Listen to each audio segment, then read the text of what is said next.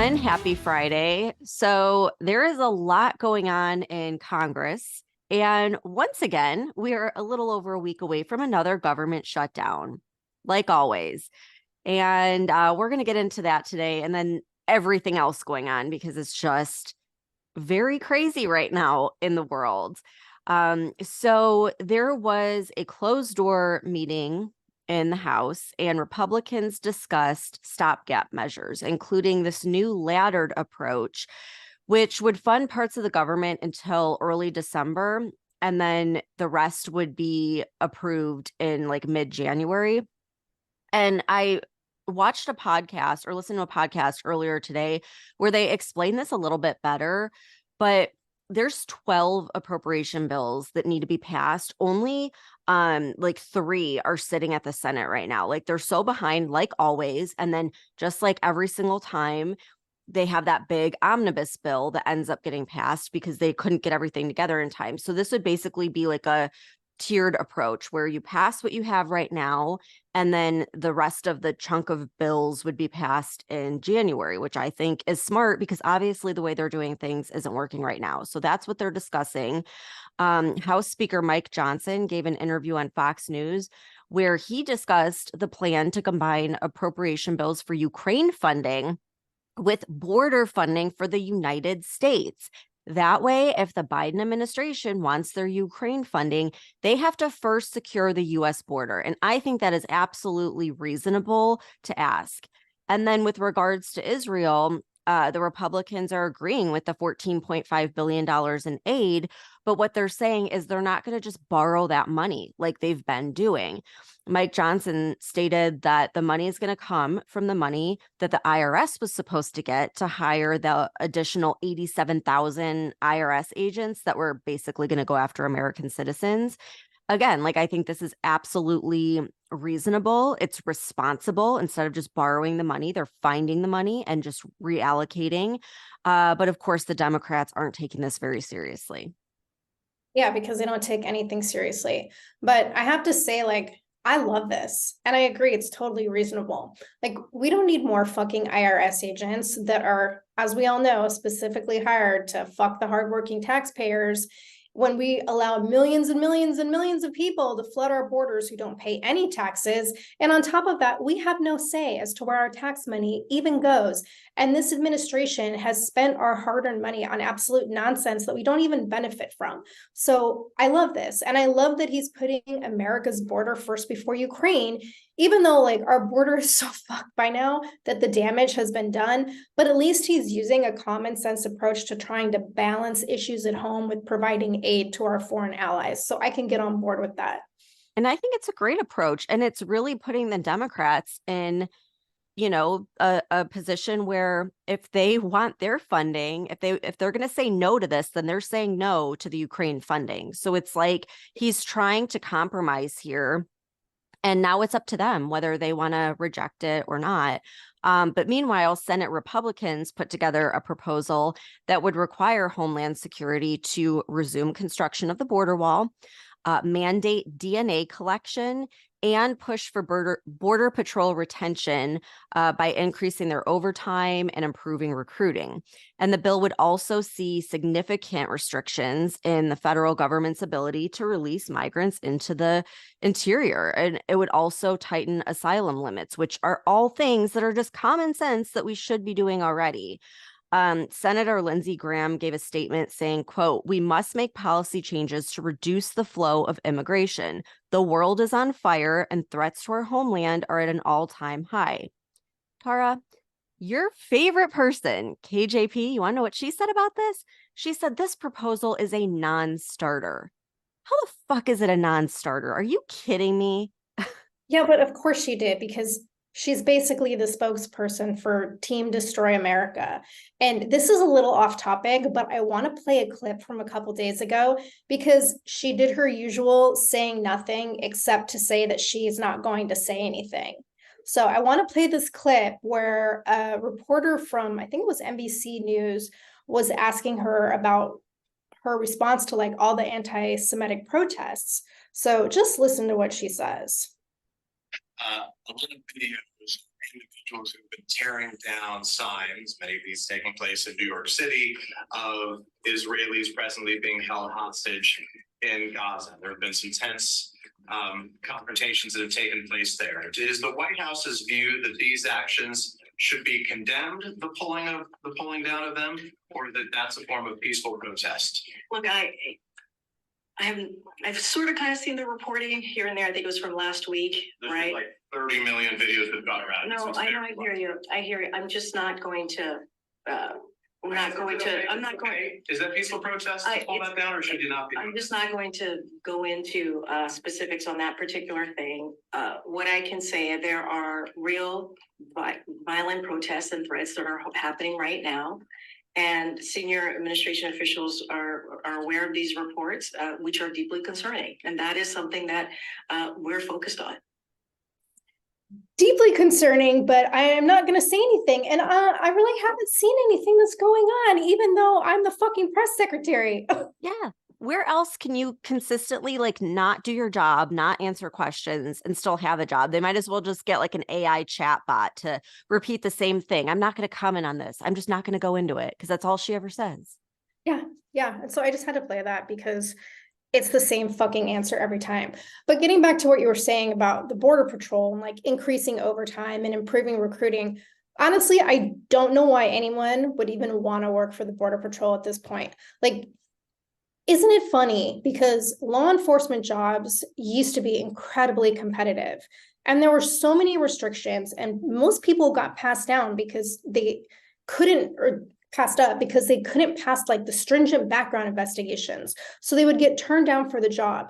And then you look at the past few years under the Biden administration, where it's gotten to this point where law enforcement agencies can't recruit or even retain bare minimum staffing levels.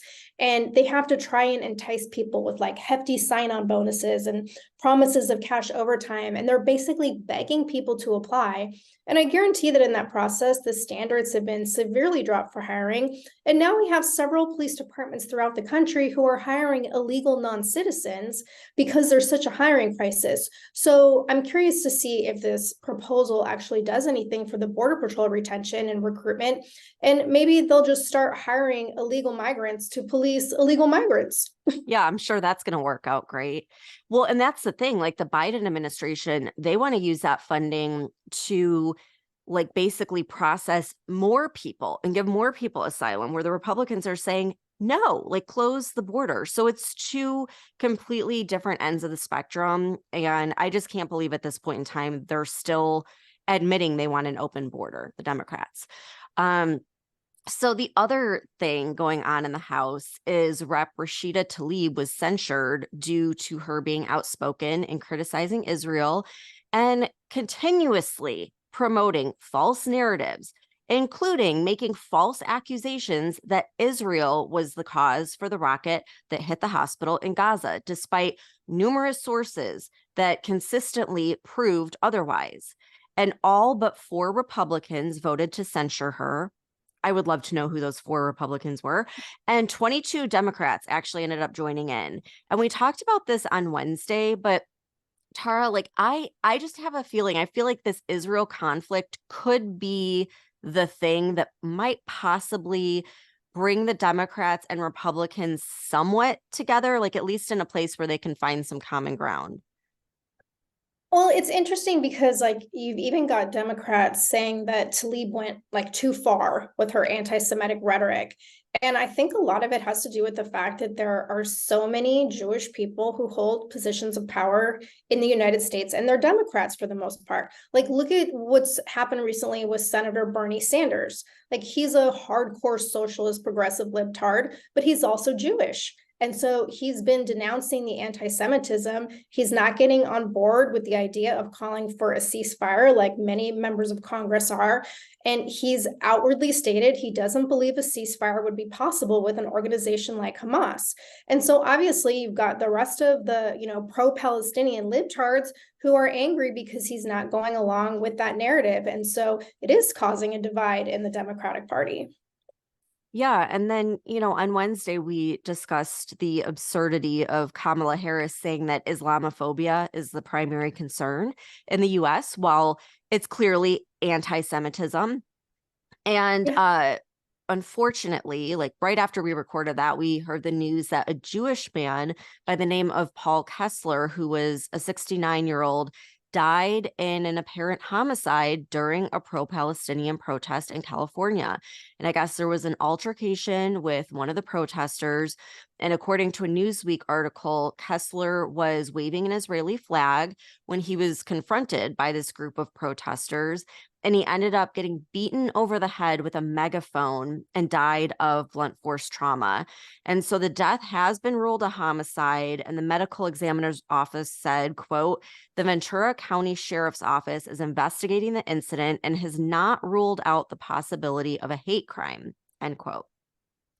And then there was another Jewish hate crime that took place in Indiana when a woman named Ruba Almageth, I have no idea if I'm saying her name right, 34 years old, drove her Chevy Impala into the Israelite School of Universal and Practical Knowledge in Indianapolis, according to an AOL article. And she told police that she was watching TV news coverage of the Israel-Hamas war and decided to plan an attack by crashing into this building that she was referring to as a Jewish school. And she told officers she was, quote, watching the news and couldn't breathe anymore. She referenced her people back in Palestine as well. And so the police contacted the FBI, which are now investigating the hate crime. And her vehicle had rear end damage. She admitted to crashing it on purpose into the building. And there was one adult, a 7-month-old baby, and 3 children, all under the age of 3, that were inside the building when the crash happened. But thankfully, they're all okay. Nobody was injured. But it's like, I know I sound like a broken record, but I'm just in utter disbelief that so many people have such a deep hatred of Jews. Like, I had no idea this was still such a big thing until the attack on Israel. And I guess I was naive enough to believe that most of that went away with, World War II when Germany lost and Hitler died. And I mean, I completely understand people having compassion for the innocent civilians, the Palestinians that did nothing wrong, that are being, hurt now. But this goes way beyond that. Like, this is pure hatred of people based on their culture and religion. And I never thought that we would see it, especially so openly in the United States.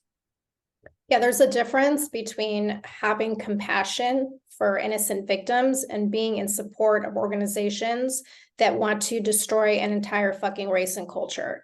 And when I read about that article about the woman driving her car into the school, she was like totally upfront about why she did it. And she told the cops she was bothered by what she thought was a Jewish symbol on the side of the building. And it's like you said, pure hatred is exactly what it is. And I don't care if I sound like a broken record at this point, because I will continue to speak out and stand against hatred of Jews, just as I stand against hatred of any other race, culture, or religion. Like, I believe in tolerance to an extent, but I'm not going to stand by to quietly tolerate hatred and the destruction of people and the destruction of America. Yeah, I agree. And that's exactly what this is. I mean, never did I think people would be supporting terrorism. It's insane. Yeah. But speaking of like insane, weird stories, there was one from your hometown where law enforcement officials found 4 Los Angeles County Sheriff's Department employees dead on Monday and Tuesday in what officials described as unrelated suicides. So there were multiple reports on this. They said that the deaths include 1 retired LASD member and 3 current members, all in a 24-hour period. And the first thing that came to mind for me is like, there's no way that 4 people, all from the same sheriff's department, all committed suicide within a 24-hour period, and it's not related. Like, what's going on here? Yeah. My mom sent me this story last night, and when I read it, I was like, yeah, there's no fucking way that these are unrelated suicides, because not only do they all work for the same sheriff's department, but 3 out of 4 of them all lived in the Santa Clarita Valley. And I'm very familiar with that area because I lived there myself for about 5 years. And it's an area where a lot of cops and firefighters live because it's like this safe suburban area for families, but it's still within a relatively decent commute to Los Angeles. So a lot of guys I used to work with live out there. And the last thing I saw, the media had released 2 of the names of the victims. And here's what I find weird. Like one was an active duty commander, which is a very high rank in law enforcement. One was a retired sergeant, which is also like a moderately high supervisory rank. And the news reports they both died of gunshot wounds. And then the names of the other 2, from what I've seen so far, haven't been released, but one's reportedly a female, and both of those 2 worked at correctional facilities in Castaic, which again, in the Santa Clarita Valley. And I think one of them lived there and the other one lives somewhere else. And then 3 of them are also over 55. So you have a commander, a sergeant, and 2 correctional officers. And like so far this year, Los Angeles Sheriff's Department has had 8 reported suicides. And that includes these 4. So 4 suicides up until November, and then 4 within a matter of 2 days. Like it doesn't seem remotely logical that not only would 4 law enforcement officers commit suicide within a 2-day period, but they would all be from the same department and living in the same area. Like there's something very off about that. And I think there's some kind of cover up or something going on. I know nothing. I haven't talked to any of my friends that know anything. But if these deaths are truly unrelated, then this is seriously one of the strangest coincidences that I've heard in a while. Yeah, I immediately thought, like, what did they see or what do they know? Like it made me think about, remember, this is a totally unrelated case, but remember when there was the whole debacle over Anthony Weiner's laptop Yes. and the police that found it and that went through the laptop were so horrified. They physically vomited because of what was on there. They're all dead now, every single one of them that saw what was on that laptop. So it just made me think of that. Like, was there a situation where they saw something like, or knew about something, and I don't know. I just think it's too strange to be just a coincidence. There's got to be something going on there. But in the coming weeks, I'm sure things are going to get really interesting, and we'll probably do an episode on this entirety because I'm very curious to see how this goes. But House Republicans announced that on Wednesday, they issued subpoenas to Hunter and James Biden, as well as a Biden family associate, Rob Walker. So this is all an escalation of the Republicans' impeachment inquiry into the president. And they're saying that they have like clear-cut evidence. So I cannot wait to see what Hunter and James say when they have to speak the truth or penalty of perjury. We'll see. I'm really not holding my breath for any accountability because once again, this is the Biden crime family, but I will try to be positive and we'll see. I know, what I happens. always get so excited and it's like, I'm so naive, but I'm just like hoping that maybe this will be the time I'm wrong.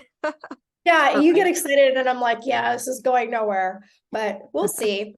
Okay, I have to bring up this article I found, okay? It's pretty like disturbing and disgusting, but it really made me laugh. So first, Stephanie, I have to ask you, have you been to Disney lately? Yes. Why?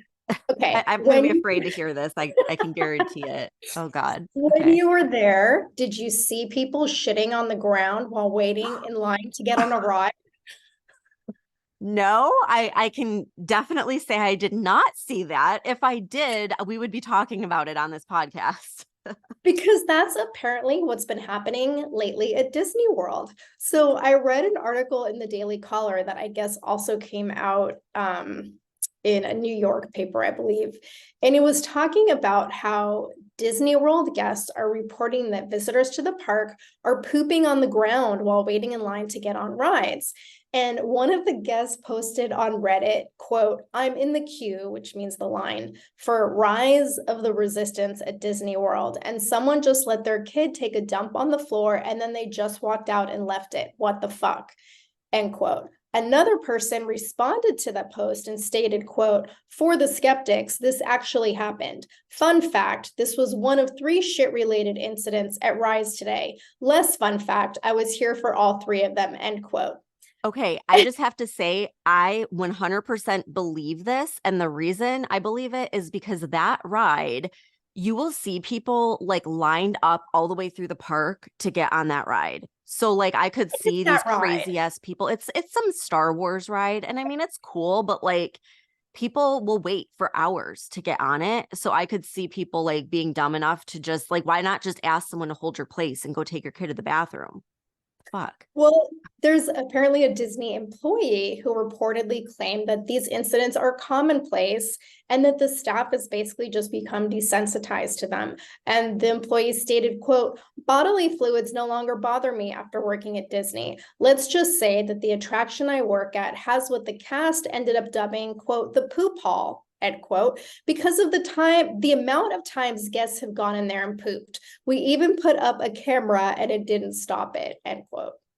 Oh my God. Okay. Like just another reason why, like, why the fuck am I still taking my kids to Disney? Like I know, like I can't stop. It's like our little family tradition thing. But yeah, it's not a good, there's too many bad things going on there. And I don't want to be stepping in poop. I mean, come on.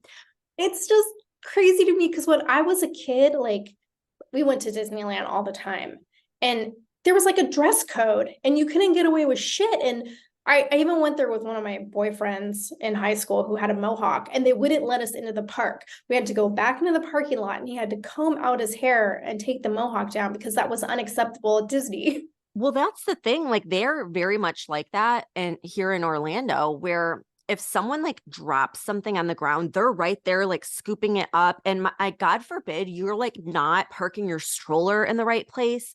Someone just comes out of nowhere and will like move it. So they're very on top of things. So that really kind of surprises me. But at the same time, like I said, these Star Wars fans and that ride, it's just like not normal. But I have one for you that's kind of along these lines. So when I graduated college, I went to Italy with a friend. And the last day we were there, we went to the Vatican. And of course, there was a huge line to get in. So we're standing there and we're waiting in line. And there was a family in front of us. I think they spoke Chinese. I couldn't really tell exactly, but they didn't speak any English, but I could instantly understand what they were saying because the kid starts like moving around, and you could tell he like had to go to the bathroom and the dad is just like pointing and the kid just like whips it out and starts peeing on the Vatican wall. He pisses and right in front of me. And I was just like, oh my God, I've seen it all. I mean, see, that doesn't surprise me because when I went to China a few years ago, that's what little kids do when they have to go to the bathroom. They even have little holes in their pants. I took pictures of it because I was like just so in awe of like, wow, they do this. Like they literally just squat and shit on the street or they pee on the street. And it's commonplace. At least it was when I was there. And so that your story does not surprise me if they were, from China. that must be like a cultural thing because I had a friend who had a daycare in her house and she had a little like an infant that was Chinese and the grandmother would like come with her to show her how they do things. An infant, okay? They would not put diapers on it. They were like, we just kind of like when he starts going, we just hold him over the toilet. And she's like, what the hell? Like, I'm not doing this. This is absolutely insane. But I mean, I guess they get potty trained quickly that way. I don't know. Yeah.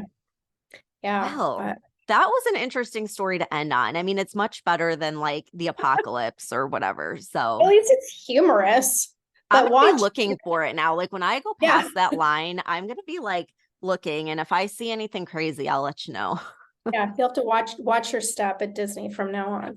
Oh my gosh. All right. Well, I hope everyone has a great Friday and enjoy the weekend. We're not going to leave you with a doom and gloom episode this time, but we'll be back on Monday, and I can't guarantee anything then. So thank you guys for tuning in, and we'll see you back.